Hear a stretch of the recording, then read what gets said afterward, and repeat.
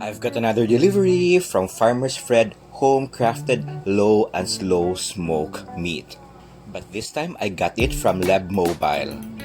This is Cebu's first homegrown full-service app made by Cebuanos and powered by your online food entrepreneurs in Let's Eat Buy, delivered by your riders from your barangays. And what I've noticed and what I really like is that restaurants are arranged according to location, so you can see the one nearest to you. Using the app is so simple and so user-friendly, and they also accept cashless payments from COD to credit card or debit card. What I got now, aside from their smoked baby back ribs, is their pulled pork. Then again, what I really like about Farmer's Fred is their packaging. It is like our meat sealed in freshness, and it has the instructions for us how to reheat it. And it comes with sauce too. Murag lami gyud ni da. Reheating is so simple, so after boiling the water, turn it down and immerse the package for around 15 to 20 minutes. And the sauce, I put it on top para mainit na lang pud sad siya.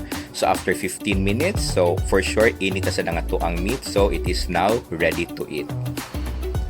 Quite excited to try this pulled pork. These are shredded barbecue pork shoulder and slow smoke over wood. So I think this is really perfect for sandwiches or toasted bread, or itap sa rice, or why not added with its sauce or murag gravy. For sure perfect yun siya atong itapping sa rice.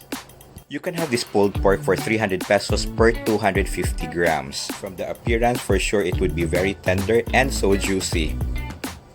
Mga na ta guys. And I am not really wrong. It is so tender and so juicy with its barbecue sauce. Perfect yung kaayo. LEB is now available on Android. Just search LEB on Play Store and it will be available in iOS soon. Then again guys, don't forget to brush your teeth after eating and to follow me in all my social media accounts. And please continue to stay home, stay safe, and just keep smiling.